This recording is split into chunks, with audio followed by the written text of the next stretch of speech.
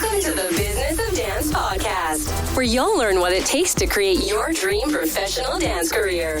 Join us as we dive into the insights and experiences of the world's top dance industry professionals, including dancers, choreographers, agents, casting directors, educators, and other dance industry experts. We explore a diverse range of topics, from personal development and mental skills to audition techniques, creating meaningful industry connections, social media marketing, seeking out dance agents and casting opportunities, on-the-job etiquette, talent unions, pitching to the media, health, finances, and so much more.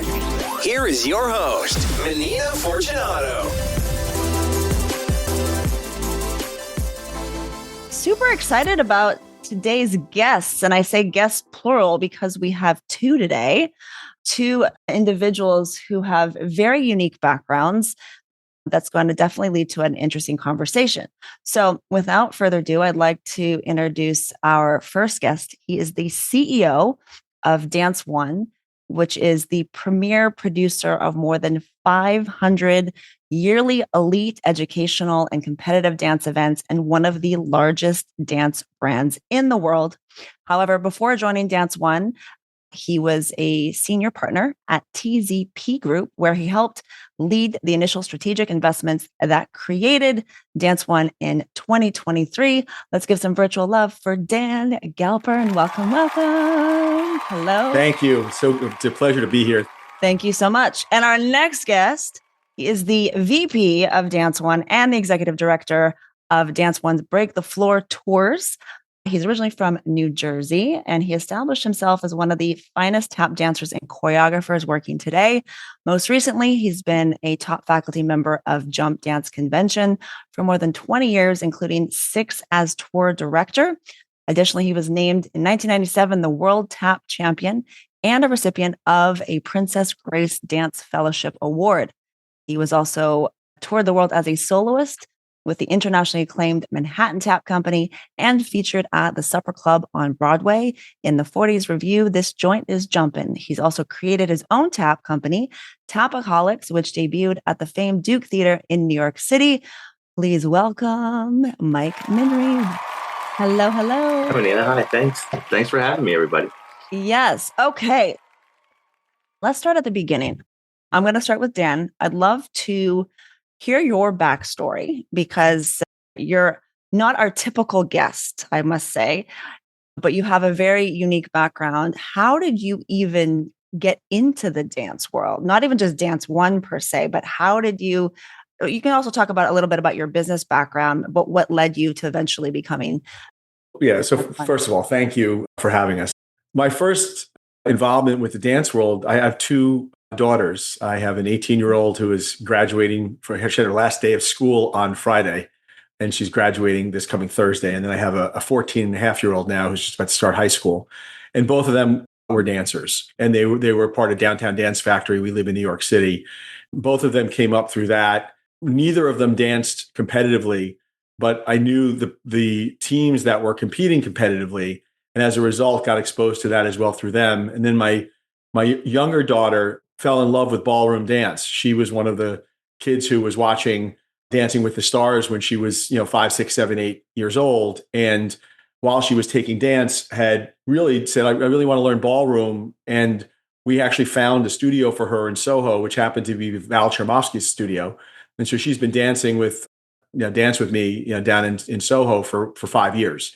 And loves ballroom, would call herself a ballroom dancer today. And so for me, sort of, it came through that experience. My wife was also involved in dance when she was growing up as well. So that's how it all started.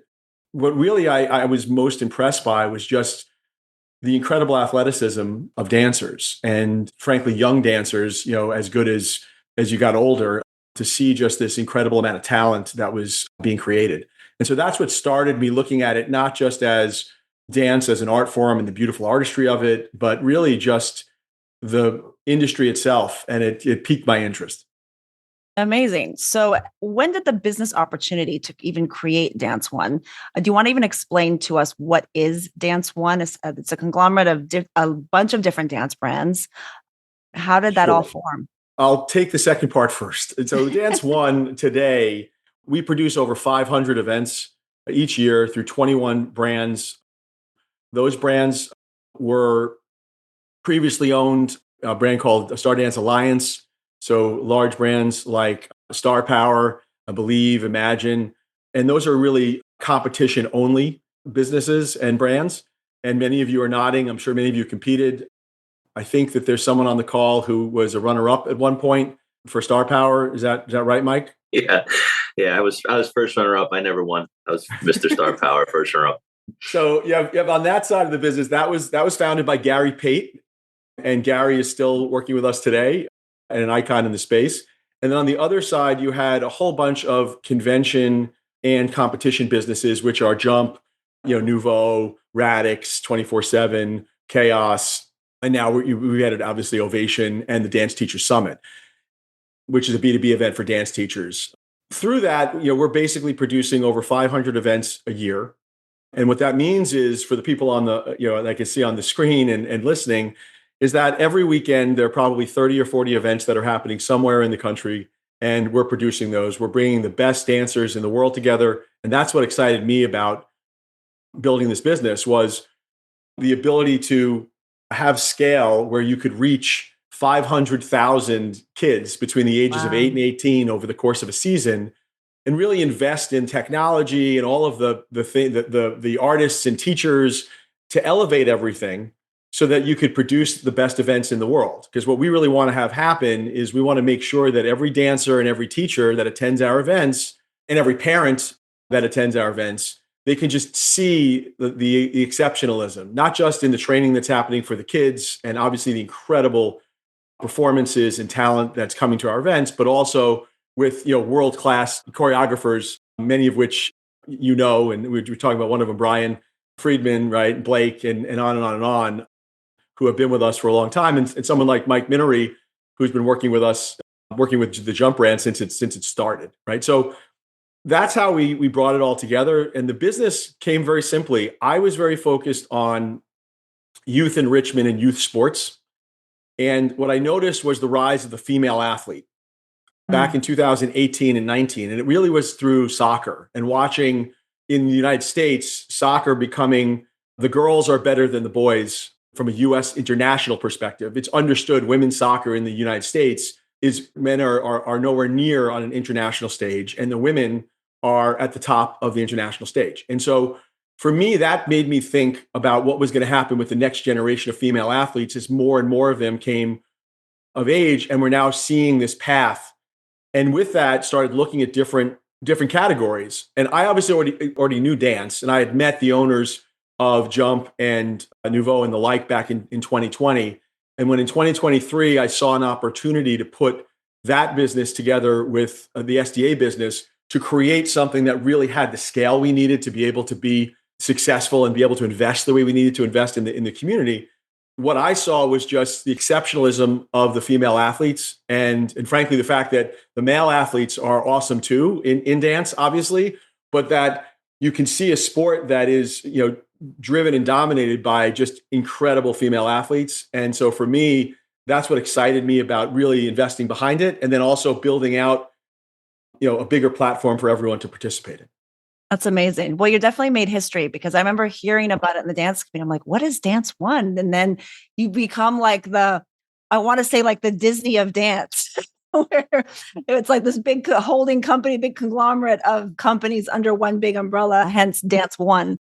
Really interesting story. Thank you so much for sharing that. And now that makes sense. You were a dance dad, and that's kind of how. Yeah. And we look at it as a family of brands. And what we want to do is make sure if you're an elite dancer that you have lots of choices and you can express yourself with lots of different styles, lots of different genres and different paths. Right. And so that's sort of how we're going to continue to build those paths. So that's why I'm excited also to hear from the team of people you've put together today, because the best learning we can do is from listening, to them. Absolutely. Well, thank you so much for sharing that.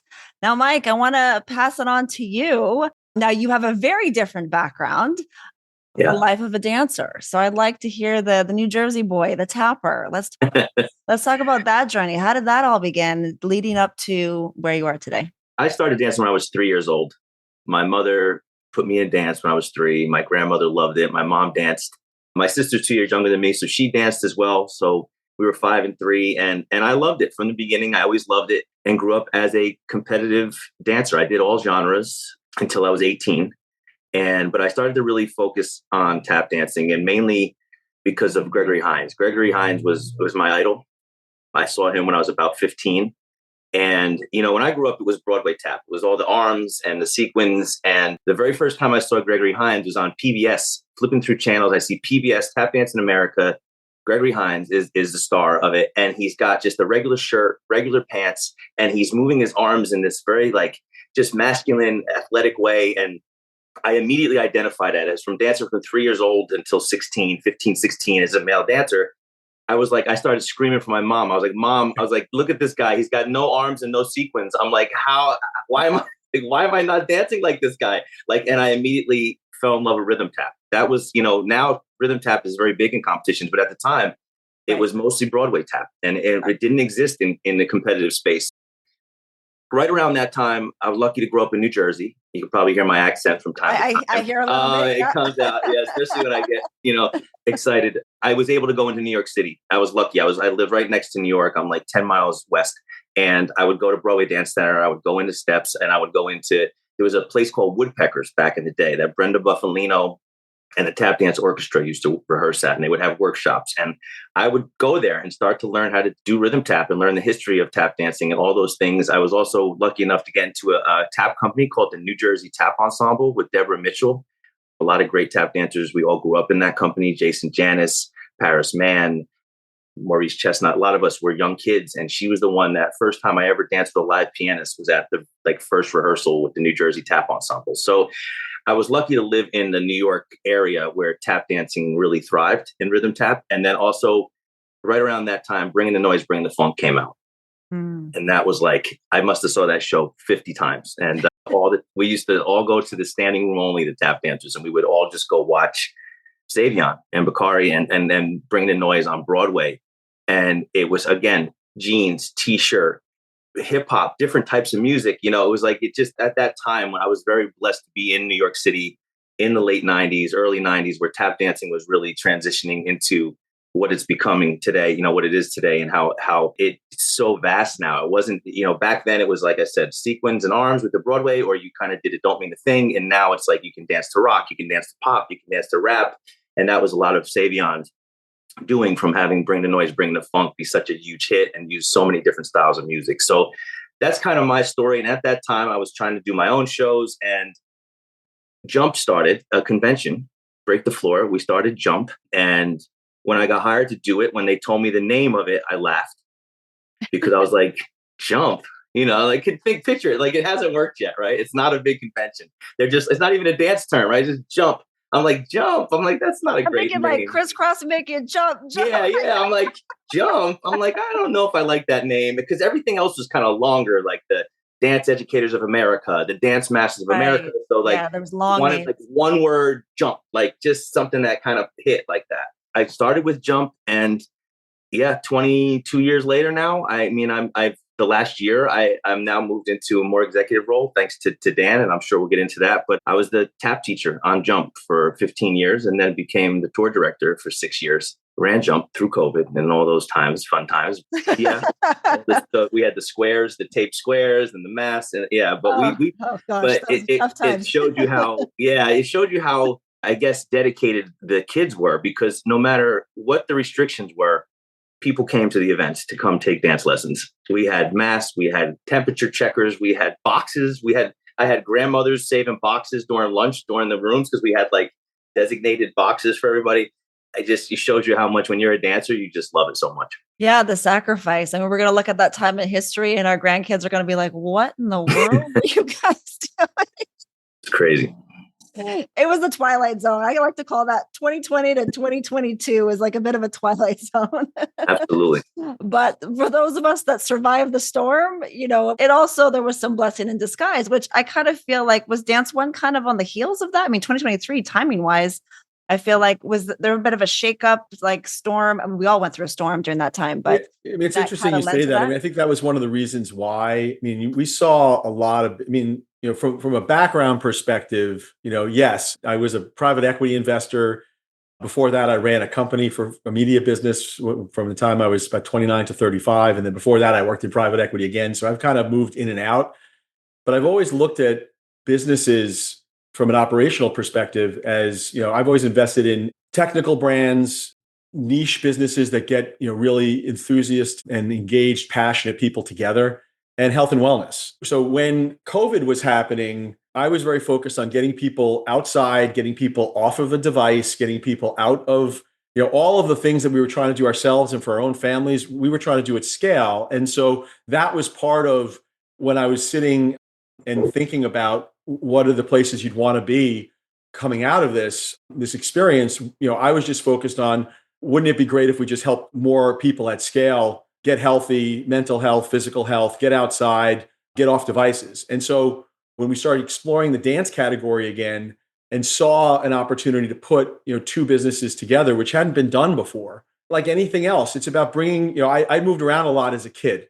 And so when you move from town to town as a child, you learn, and you all know friends are hard. I mean, figuring out different friend groups, building a business is the same way. Putting two companies together is like putting two friend groups together. You kind of know them both. And there are people in there that are good people, but they need to get to know each other first. Now you can see Mike, he's smiling because it is true. Stories behind that, I feel like that smile. Well, because it's a process. And so for me, it's not just about finding things and putting them together. It's finding an authentic way to join something that becomes one. And that's why we called it Dance One. My theory behind that was there is no them, there's only us. We're all in this together, and we're going to build something for the dance community as a whole, right? To help not only kids, and teachers and everybody else participate and celebrate the convention and competition business and the life of being in that world, but also celebrate the business of dance. And what does that mean? And both the paths as a dancer, to be candid with you, the paths not as a dancer. I wrote an article a couple of weeks ago about, it was called From the Ballroom to the Boardroom, because the number of executives and CEOs of companies that came out of the dance community is exceptional. And so people need to realize that there are all these great opportunities that you learn from the skill sets, relationships, and process of becoming an elite dancer, right? And so for me, that was what really got us excited about building Dance One and then bringing that message to everyone. I mean, most of the dancers you have with us today, I'm sure, have versions of that story themselves because they're dancers, I'm sure, but there are also other things too. And we want to make sure that those things are being celebrated and they can see how their dance experience can make them a better artist, a better writer, a better thinker, right? A better student, right? Because you're learning to study at such a high level with dance. I love that. I love that you say that because this is a conversation I have a lot with parents as well, where they're like, what is there after dance? Is there a career in this? What could this lead to? What other opportunities are there in the dance world? And, I always say that your performing life might only be a shorter time, perhaps, although it can continue, but there's so many other avenues. I mean, Mike, you're a great example of that. Competition kid who was a part of shows, did the whole professional gigging life, started producing your own shows, then went into the convention business. And now you're, executive on a big board of one of the biggest dance brands in the world. So I think that's also a great example for even younger dancers and their parents to see that it can be a sustainable, lucrative, lifelong career. It's just going to take different shapes. And it's going to, like I'd like to say, life is a dance. Sometimes we just got to learn to kickball, change, and pivot, which I'm sure both of you have done in your careers at different times. I'll bring it back to you, Mike. You've obviously shifted roles a little bit here from the tap faculty. How did that all evolve? Now what's more your role today? Are you still as active in the teaching, or now are you more on the business side, or what does that look like? How did you get there? Right now, I'm not teaching very much, which, I hope to get back to because I spent my whole life as a tap dancer and a choreographer and teacher. The thing that I love about this gig now is I'm learning so much from Dan and from all the executives about how to put the business together, what the business is, and the more business side of it. I feel like I'm a good bridge for what we were to what we're trying to be, because it's just, I understand kind of the roots and the history of it. I've adjudicated a million competitions. I've taught every single level. I'm a dad. I have two sons who are 9 and 11. I'm a choreographer, I'm a teacher. So I kind of understand all the roles in the room. So when I'm in the room, I understand what the client's thinking, the parents are thinking, what the kids are thinking, with the faculty, the judges. I kind of know all of it. And I think it's just it's a general progression to go into more of an executive role. At my age, I'm getting up there now, being able to understand how the whole event works, and then having the opportunity to work with Dan and all the people that he brought on, and all the new executives, and the SDA side are great. And all the people that we have, I feel like I try to glue it all together. I feel like I'm somewhat like the glue a little bit to try to give everybody a bit of perspective and kind of be the dance filter. So when they have ideas, that's why I kind of chuckled before, because it's, you have the whole BTF side, then you have the SDA side, and then you have the corporate side, and the three are all molding together. And they're, you can imagine everybody's got their ideas. There's a lot of cooks in the kitchen. A lot of them, it's like, so a lot of choreographers in that studio. So we're trying to, I think one of the things that I was able to do was kind of be able to take everybody's version of things and try to put it into a way that it will work, with the clients and the dancers. And basically the mindset is what's best for the kids, what's going to be best at the events and for them and their education. So Mike and Noelle Pate, who is Gary Pate's daughter, are the two most senior people in the business. And we have Henry as well, who's also at that level. The three of them have been around the business for 20, 30 years, right? And so the one thing I'd say to you is, I'm learning, don't misunderstand, I'm learning from them. They are excellent at what they do. They are the best I have seen in lots of ways outside of dance, in terms of the way they think about running a business, taking care of people. It's, building a good business. You don't get to be in business for 20, 30, 40 years unless you've built something that can actually withstand the test of time, grow, change, and be appropriate and perfect for that next generation of dancer. Mike isn't where he is because he's been around for a while. He took the experiences he had as a dancer, and he is an excellent, excellent executive. And the reason why I say that is, for me, that is the business of dance, right? When you have people that can do that. And, he's also open to, as the team is, to learning from each other. Yeah, there's a lot of choreographers in the room, but we all have to have the respect to sort of come together and produce, this beautiful dance, which is Dance One, together. And that takes a little time, takes a little trust, but we're now, a couple of years into it, and it's a lot of fun. It's work, it's hard, but, we get to do this for a living, and we get to work with people like you, but also produce stuff for all the kids that are on the screen today. What's better than that? I mean, literally. Absolutely. Well, I appreciate that. I mean, it's really cool to bring in the different worlds and the different perspectives. And Mike, I think I can relate to you a lot as well, because I was the competition kid. My father owned 2 dance studios. My mother started a dance competition over 30 years ago in Canada, but still going. And then also did the gig life. Also became a mom and have 3 kids and adjudicated a million competitions and conventions and then also own my own company as well. So I've evolved like you with all the twists and the turns. And I can also now I find the dance mom role the most awkward role, because I have a 10-year-old that's in dance. But everything else, I'm like, okay, now I understand the mom perspective, the business owner perspective, the faculty perspective. So it's nice to have somebody on you and the board that can be the glue to all the different roles and all the different people that you serve, whether on the business side or the client side.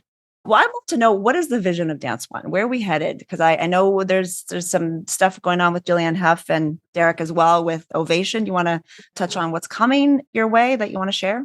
So first of all, yes, I mean, with Job 1 and 2, our vision of success is reinvesting in the brands themselves. If people have come to our events this year, I was just at Jump Anaheim last weekend. People saw the second stage. The second stage was bigger than most people's first stage. We've totally revamped our brands in terms of the look and feel and the investment that we're putting into it. First and foremost, our vision is to continue to push forward and produce the most amazing, innovative, in real life convention and competition events.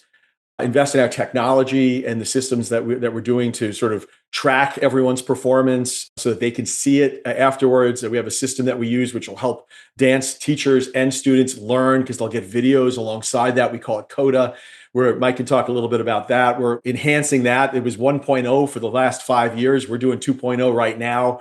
So all of these things to sort of build that out. So that's jobs 1, 2, and 3. And then frankly, find and continue to promote our artists and our teachers, both into roles inside of the business, but also into new tours and new opportunities, and then bring some new talent in as well, because there's just an incredible amount of dancers that have come up through our convention and competition system, and also without from around the world, who are calling us to say, I want to teach at Dance One.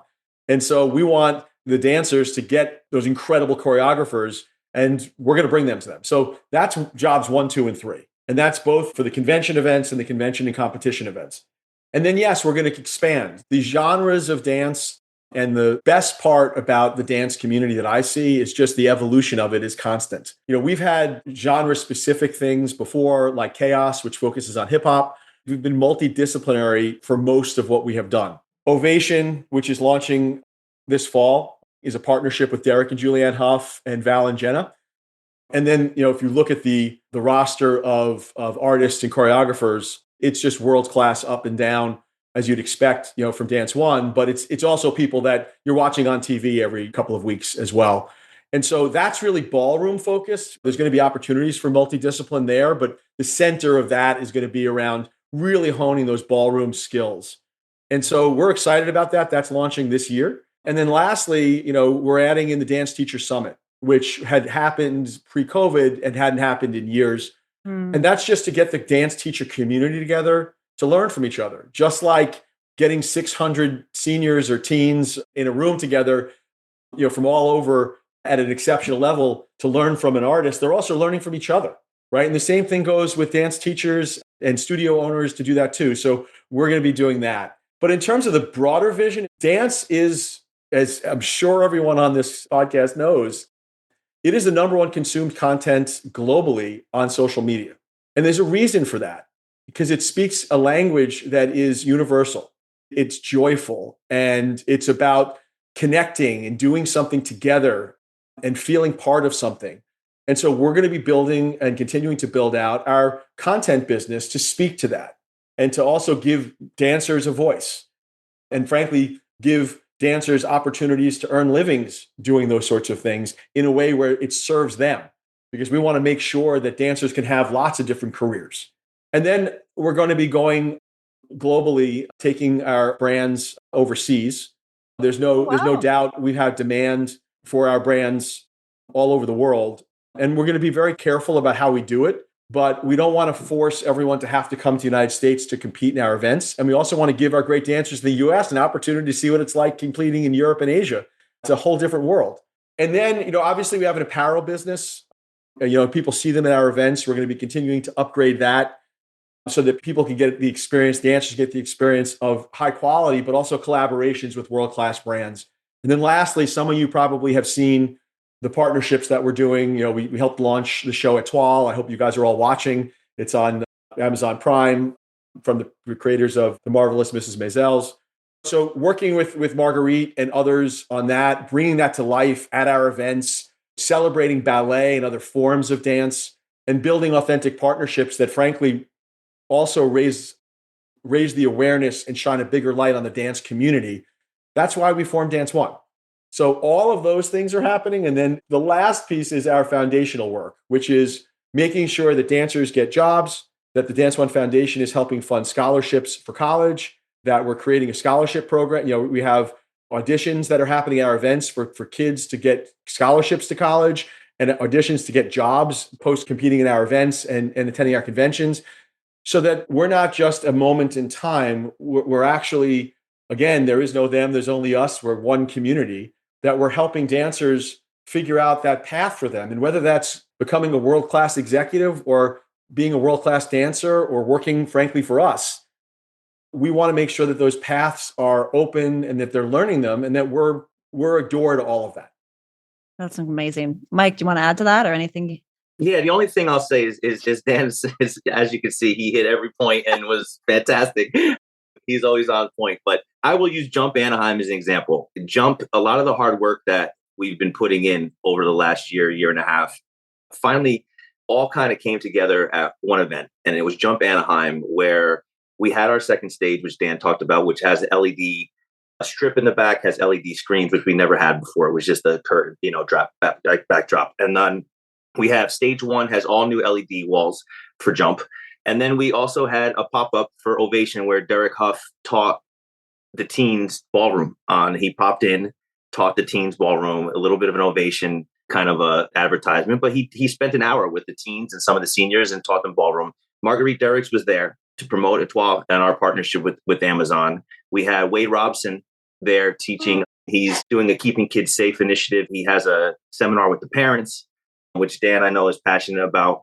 And so to see all of the investments we made on the LED walls, on the second stage, the partnerships, the Ovation pop-up, Wade, the Keeping Kids Safe initiative, all these things kind of coming together at one event, which had 730 routines and 1,200 dancers and the whole entire Jump faculty and Mike Keefe is direct. I mean, it was just to watch it all come together it was very satisfying for me because again, like, you know, we laughed about it earlier, but like trying to get to that point and all the meetings and all the ideas and all the friction between all the parts and then to see it all kind of come to life and watch a lot of the kids experience that weekend where it's a version of Jump that is better than anything that I ever expected it to ever be. So it was really a wonderful moment. Well, I had no idea that. I wish I was there. It sounds we would have invited you. Yeah, now we know. That's quite the event. Yes, it is.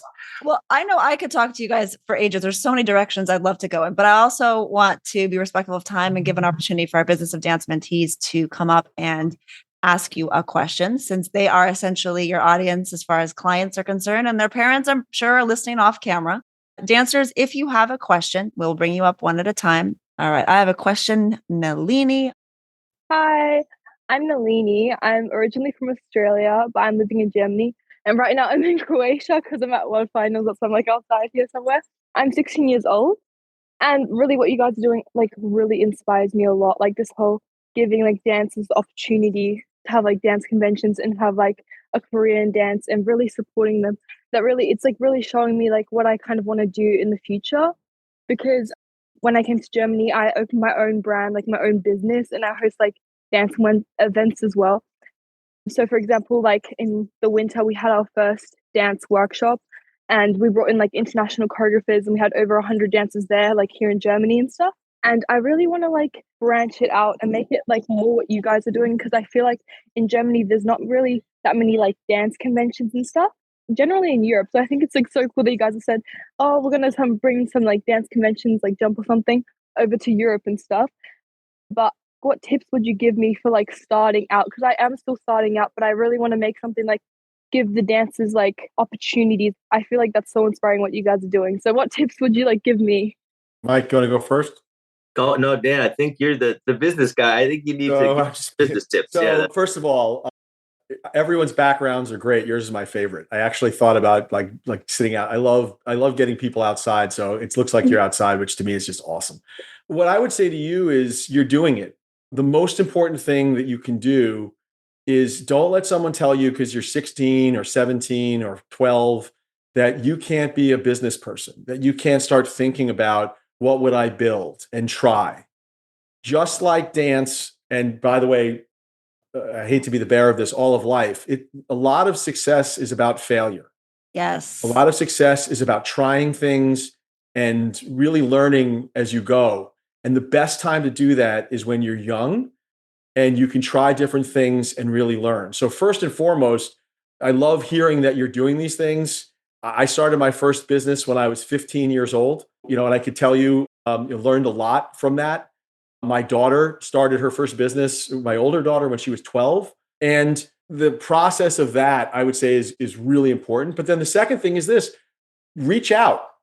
You can talk to people. I will speak for the total dance community, not just Dance One, because I'm telling you, there's lots of great people in this community. It's not just us, but we're really focused on it. So do not worry about picking up the phone, emailing me, emailing Mike. If people want to learn about careers in dance and how to build a business in dance, we're happy to put you to people who have done that or give you our best in terms of advice. But in the end, it's like anything else. You got to get out on the dance floor. You have to go out and do it. Do what you're doing now, learn, spend time asking questions when you're at some of our events. Don't mind walking up to the people working the registration desk and asking them about their story. Every one of them started out where you are right now. I love that. Thank you. Yeah. Thank you so much, Nalini, for your question. I love that you said, Dan, that, failure is a part of success. I always love to say that success really at the end of the day is just a series of failures and never quitting. You are preaching to the choir. I know. I sound like you're speaking my language here. If people take nothing else from this, I can assure you that the moments of awesome success that you see are filled. If they don't have 10 times a failure to get to that success, they're either not telling you the truth or they haven't achieved their own version of greatness yet, because you got to fail a lot to be successful. Absolutely. 100%. In Australia, I'm not sure if you're like familiar with the Australian dance scene, but there's like also a lot of like events and stuff to help dancers and stuff.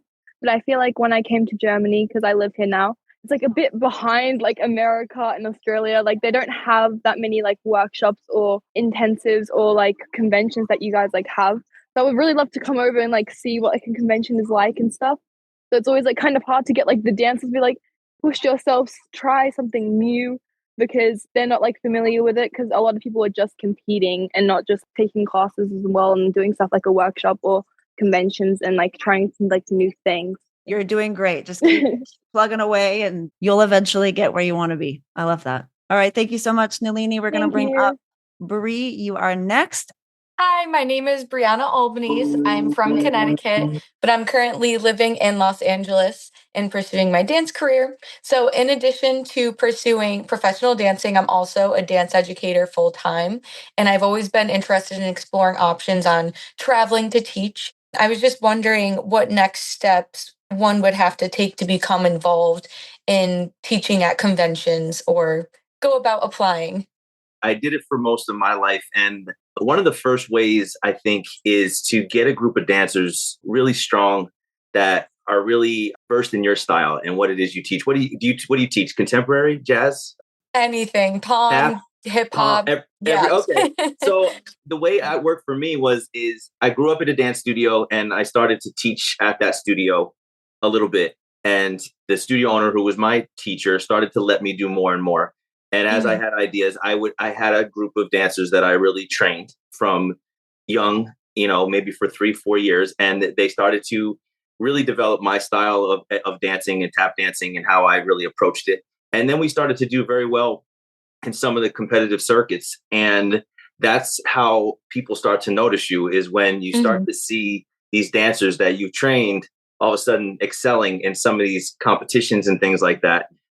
They start to say, wow, who is that group of people? And then if you have a certain way that you like to dance or style, people start to take notice of that. And then give yourself a little bit of a resume and a brand that you can then start to say to other areas of the world, country, emails. You can send out reels and different things and say, hey, this is my work.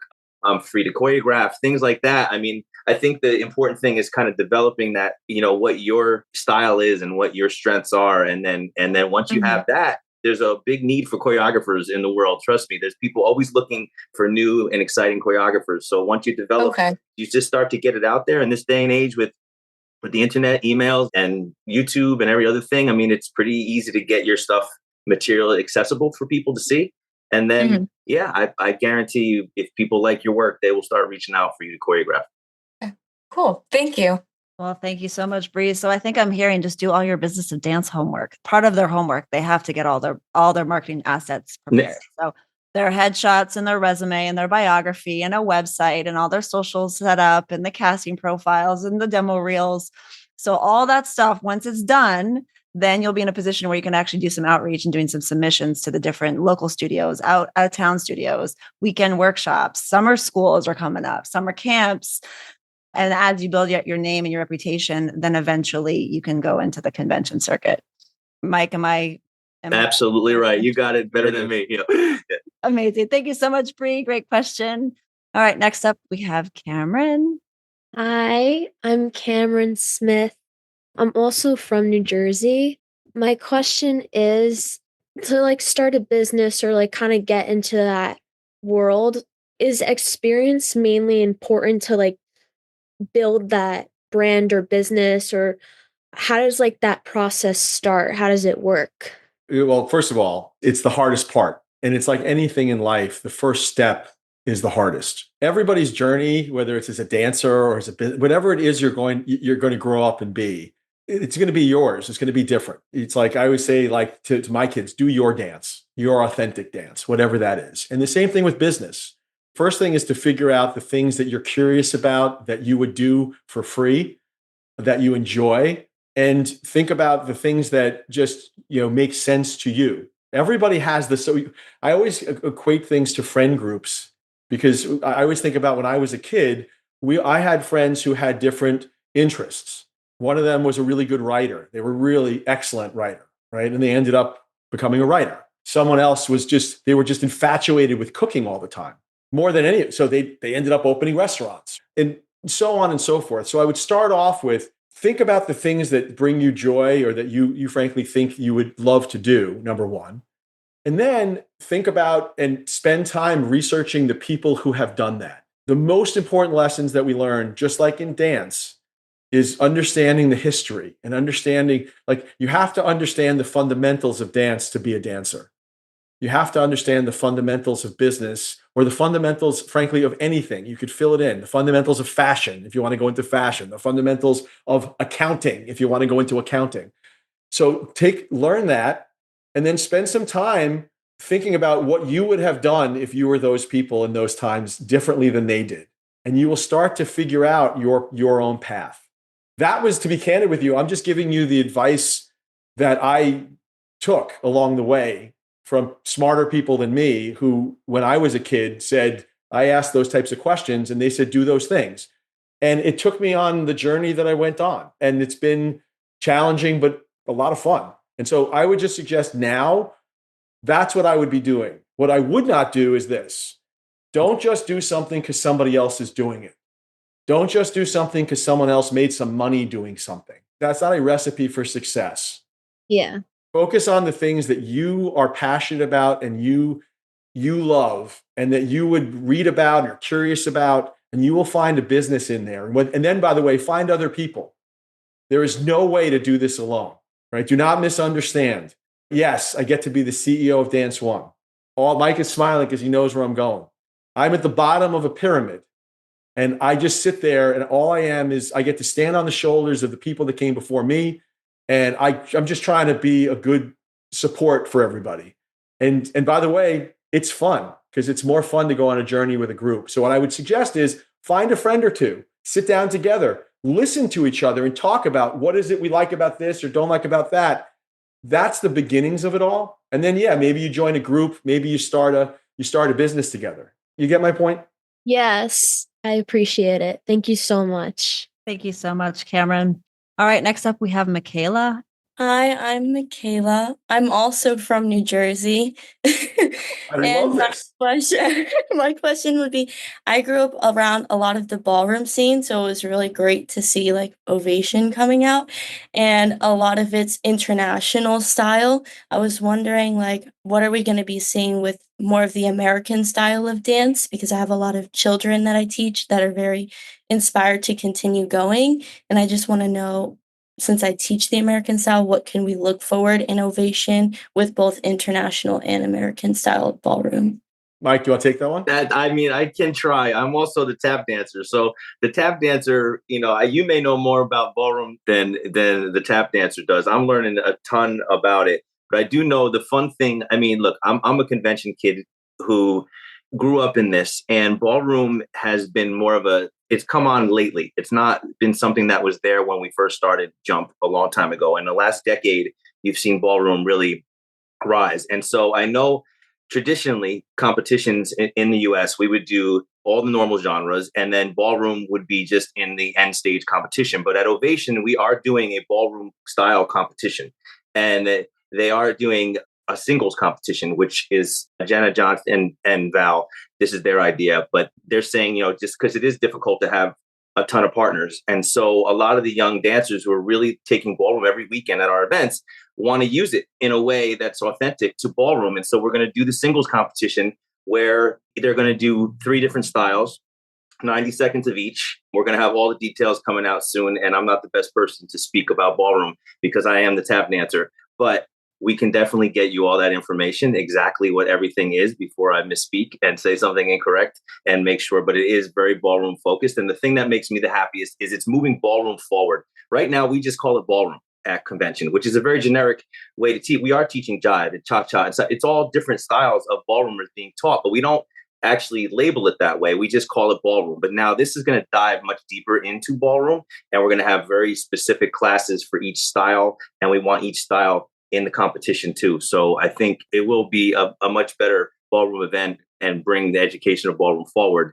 for you, and studios like yourself and your dancers are going to really enjoy it.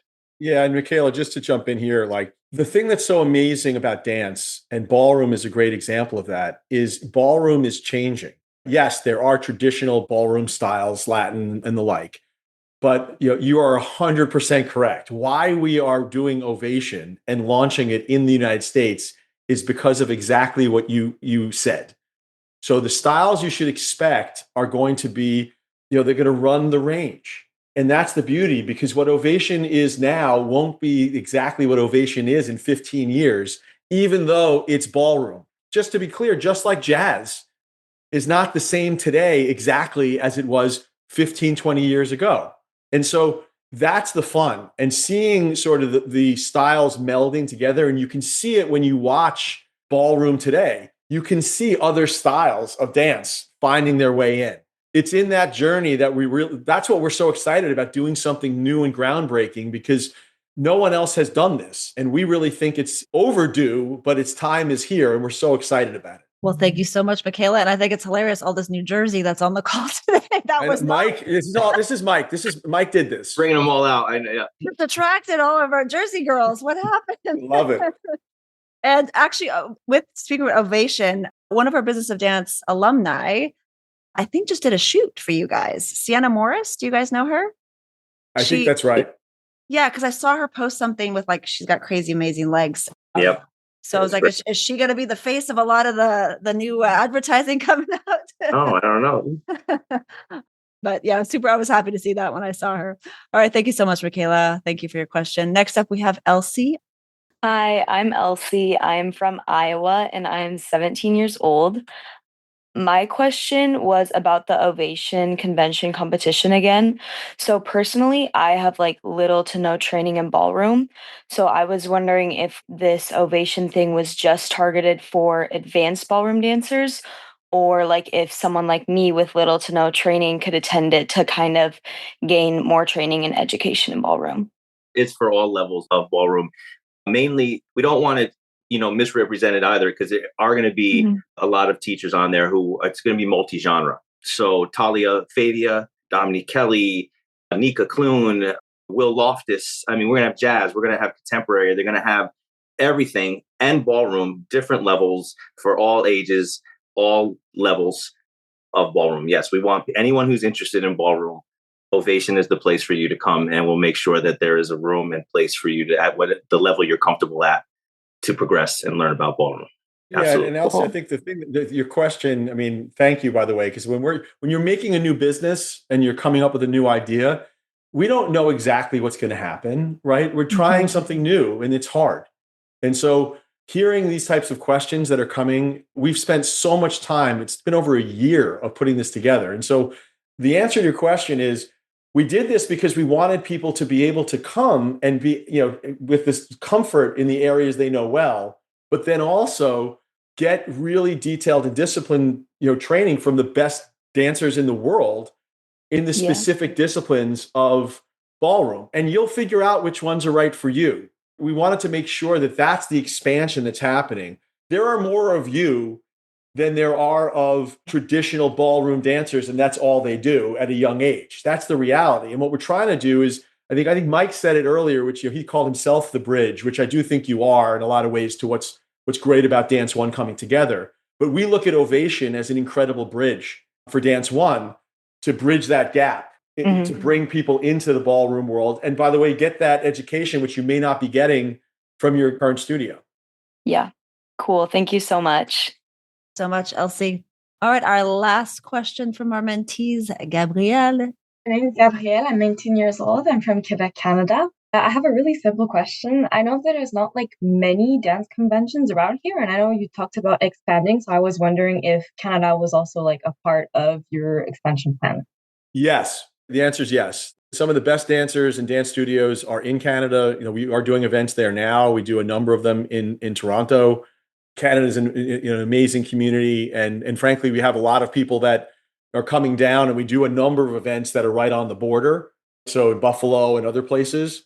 We also want to do some more in Canada to make it easier for people in Canada to attend, because the elite dancers are coming from everywhere, including Canada, including Mexico, all over the place. And so we want to be sure we're growing our events in North America. I don't want you to misunderstand. The mere fact that we're saying that we're looking at doing things in Europe does not mean that we're not, going to continue to expand in places in North America, especially with, awesome studios that we already have great relationships with, in Canada and Mexico. Well, now you have a new Canadian friend. I'm Canadian too. I love that. You didn't know that, I bet you. Yeah, actually, I live in Vancouver, even though my business is based in LA, because that's where I lived for 16 years. But I was raised in Vancouver, did the whole LA thing for 16 years, and then came back to the nest. But now I have my American and Canadian and actual Portuguese. So I can work and live and play in Europe, Canada, and the US. Yeah, all this international stuff is like, oh, I can go over there with you guys. I can go with you guys. I'm in all places. But anyways, Gabrielle, merci beaucoup. She's our French Canadian. We've got a couple of French Canadians online with us. So thank you so much for your question. Now, before we wrap up, gentlemen, do you have any final words that you would like to share? Thank you for doing what you do and having us on here. And yeah, it is interesting to be an artist, but also in the world, you need to know about business. And so I think this is great. And I've learned a ton from Dan and everyone involved with Dance One. And it's wonderful to see all these young artists, but who are aware that somewhere along the road, you're going to have to learn about business at the same time. So I think this is wonderful. So thank you for having me. Thank you so much. I appreciate the kind words. Yeah. What I would leave you guys with is, first of all, I'm blown away by this. I haven't done anything like this before, ever. And I learned a ton today. And so the thing I'm most grateful for is this. What I love most about what we're doing at Dance One is when I get to go and sit and watch 500 kids in a room with a world-class choreographer. There's no whistles. They don't need a phone. They don't need someone to tell them to put their phones down. They know how to make perfect space for each other. No one's bumping into each other. No fights happening. All these views of the exceptional youth of America and frankly of the world, I think is, I get to see a side of it where I feel much better. I have a lot of hope for the future, because you see people working really hard, pushing each other and creating greatness and really creating that next generation of dancers and business people and artists and all of those things.